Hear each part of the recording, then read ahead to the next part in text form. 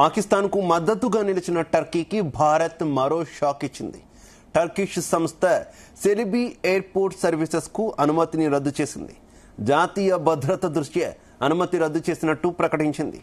Pakistan sponsor చేసిన ఉగ్రవాదానికి మద్దతు ఇస్తున్నందుకు టర్కీపై కఠిన చర్యలు తీసుకుంటోంది భారత్.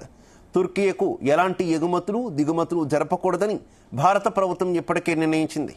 తుర్కియకు ఫ్రూట్స్ పంపిణీ చేయడం, అక్కడి నుంచి తీసుకురావడాన్ని నిషేధించారు. ఒడిశాలోని భద్రక్ నుంచి తుర్కియకు సరఫరా అయ్యే పండ్లను నిలిపివేసినట్టు వ్యాపారులు తెలిపారు.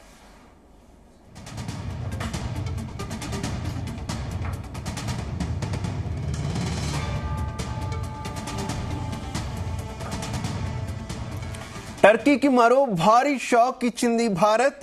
టర్కీ సంస్థ సెలిబీకి ఇచ్చినటువంటి సెక్యూరిటీ క్లియరెన్స్ ను రద్దు చేసింది. దేశంలోని విమానాశ్రయాల్లో గ్రౌండ్ హ్యాండ్లింగ్ సర్వీసెస్ ప్రొవైడర్ గా ఉంది టర్కీకి చెందినటువంటి సెలిబీ కంపెనీ. ఇక జాతీయ భద్రతను దృష్టిలో ఉంచుకొని ఈ నిర్ణయం తీసుకుంది కేంద్రం. గ్రౌండ్ హ్యాండ్లింగ్ సర్వీసెస్ నిర్వహణ కోసం గతంలో ఇచ్చిన సెక్యూరిటీ క్లియరెన్స్ ఎత్తివేసింది భారత బ్యూరో సివిల్ ఏవియేషన్.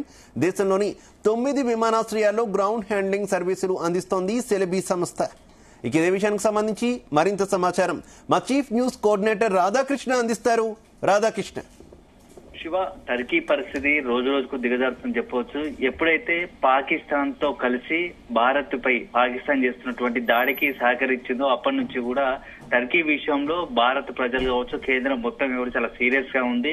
ఎందుకంటే టర్కీకి సంబంధించినటువంటి డ్రోన్లతో ఆ డ్రోన్లను ఆపరేట్ చేసే వ్యక్తులు కూడా పాకిస్తాన్ కు తరలించి అక్కడి నుంచి వందలాది డ్రోన్లతో భారత్ కు ఏకకాలం దాడులకు పాల్పడేందుకు ప్రయత్నించింది.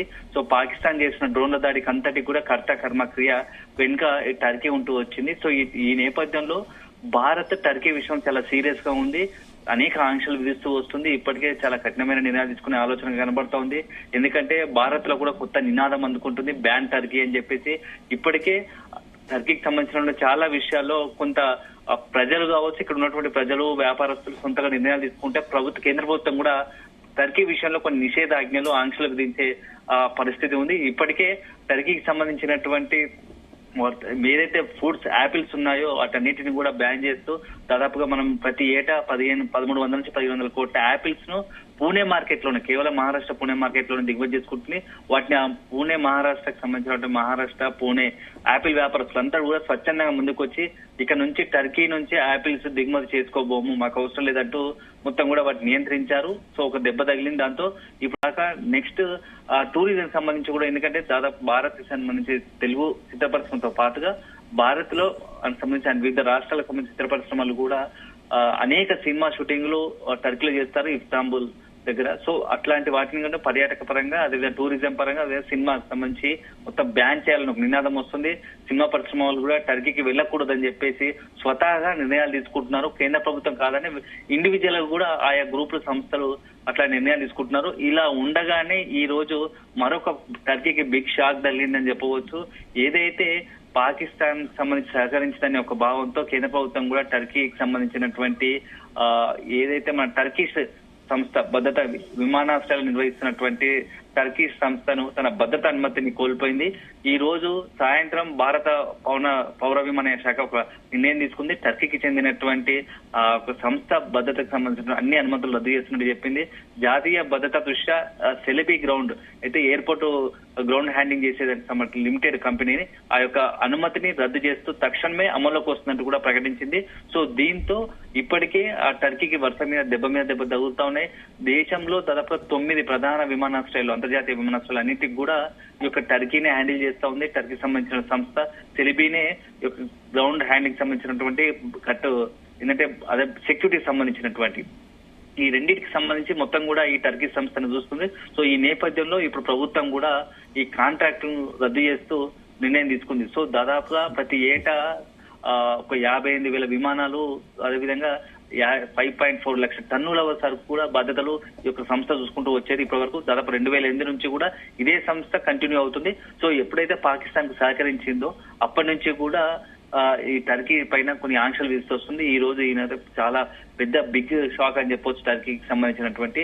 సో 7,008 మంది సిబ్బంది ఉన్నారు. అట్లాంటి సంస్థకు సంబంధించి అనుమతులను రద్దు చేసింది. తక్షణమే ఈ యొక్క భద్రతా కారణాల దృష్ట్యా రద్దు చేస్తున్నట్టు కూడా ప్రకటించింది. సో దీంతో ఇప్పటి వరకు ఏంటంటే హైదరాబాద్, బెంగళూరు, ముంబై, చెన్నై, ఢిల్లీ, అహ్మదాబాద్, గోవా, కొచ్చిన్, కన్నూరు వంటి ఈ విమానాశ్రయాలన్నిటికీ కూడా హై సెక్యూరిటీ భద్రత అంతా కూడా ఈ సెలిబీ సంస్థనే చూసుకుంటుంది. So ground handling, cargo management, air side operations ఈ మూడుకి సంబంధించిన అన్నిటికి కూడా ఈ సెలిబీ సంస్థ చూస్తుంది.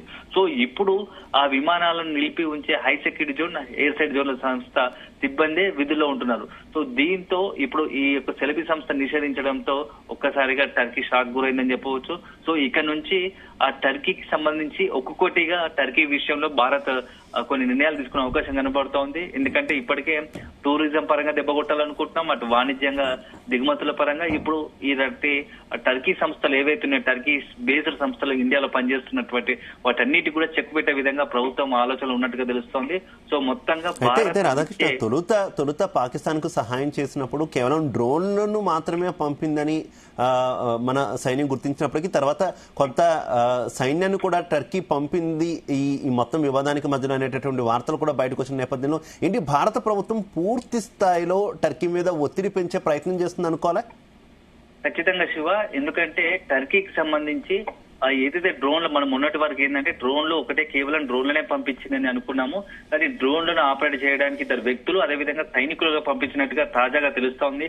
ఎందుకంటే భారత్ ఏదైతే కౌంటర్ అటాక్ చేసిందో పాకిస్తాన్ పై, ఆ కౌంటర్ అటాక్ లో ఇద్దరు టర్కీ సైనికులు కూడా చనిపోయినట్టుగా తెలుస్తుంది, మృతి చెందినట్టుగా తెలుస్తుంది. సో ఈ నేపథ్యంలో టర్కీ మొత్తంగా కూడా పాకిస్తాన్ కు పూర్తి స్థాయిలో వెన్నుదన్నుగా ఉంటూ ఒకవైపు డ్రోన్ల సాయము, సైనికుల సాయము, అదేవిధంగా డ్రోన్లను ఆపరేట్ చేయడానికి టెక్నాలజీ పరంగా కూడా అంతా సంసిద్ధతై సపోర్ట్ గా నిలిచింది, ఈ మద్దతుగా నిలిచింది. సో దీంతో పాకిస్తాన్ సంబంధించి టర్కీ చేసిన సహాయంతోనే భారత్ చాలా సీరియస్ అయింది. ఎందుకు దీనికి కూడా ఏంటంటే ఒకవేళ వన్ సైడ్ పాకిస్తాన్ గా మద్దతుగా ఉంటే ఏం కాకపోయేది, చైనా లాగా చైనా మీద కొంత అనుమానాలు ఉండేవి బంగ్లాదేశ్ పైన.